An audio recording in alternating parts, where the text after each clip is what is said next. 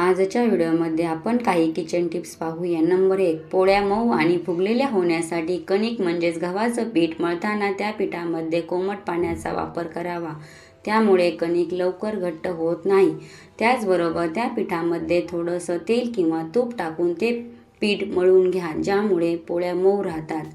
मळून झाल्यावर मळलेल्या पिठाला 10 ते 15 मिनिट तसे झाकून ठेवा, जेणेकरून पीठ व्यवस्थित भिजेल।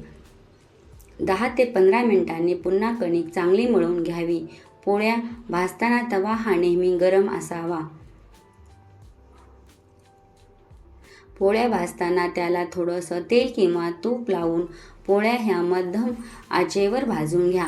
त्यामुळे पोळ्या आतून आणि बाहेरून व्यवस्थित भाजल्या जातील। पोळ्या भाजताना जर तुमच्या पोळ्या फुगल्या तर त्या पोळ्या मऊ आणि लुसलुशीत बनतात। नंबर 2, मोकळा भात होण्यासाठी काय करावे?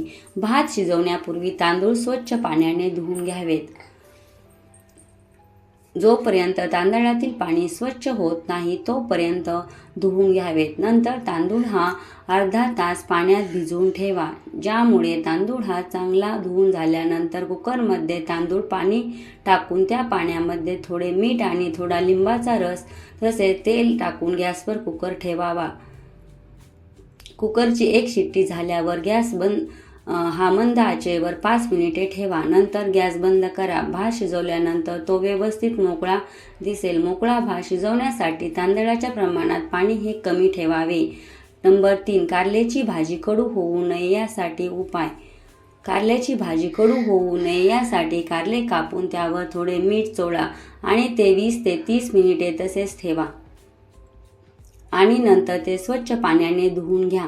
किंवा तुम्ही हाही उपाय करू शकता की कारलं कापून नारळ पाण्यात भिजवून ठेवा, त्यानंतर स्वच्छ पाण्याने धुवून घ्या। तसेच कारल्याची भाजी शिजून झाल्यावर त्यामध्ये थोडा लिंबाचा रस टाकल्याने भाजीतील कडूपणा कमी होतो।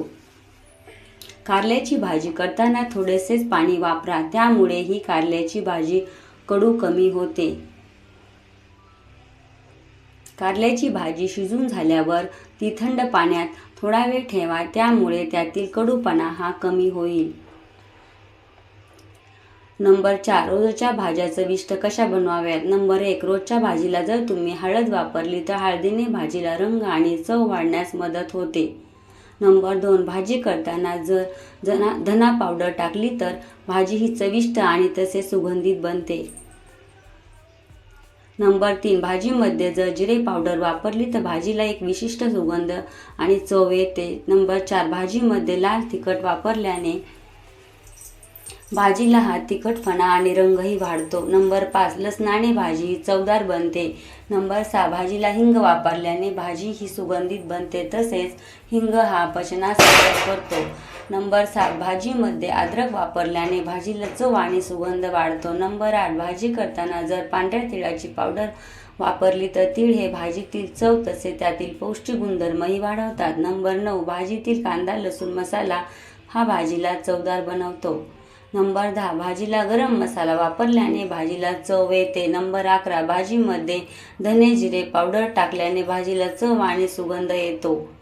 तुम्ही हे मसाले तुमच्या आवडीनुसार कमी किंवा जास्त वापरू शकता। तुम्हाला हा माझा व्हिडिओ आवडला असेल तर प्लीज माझ्या चॅनलला सबस्क्राईब करा। धन्यवाद।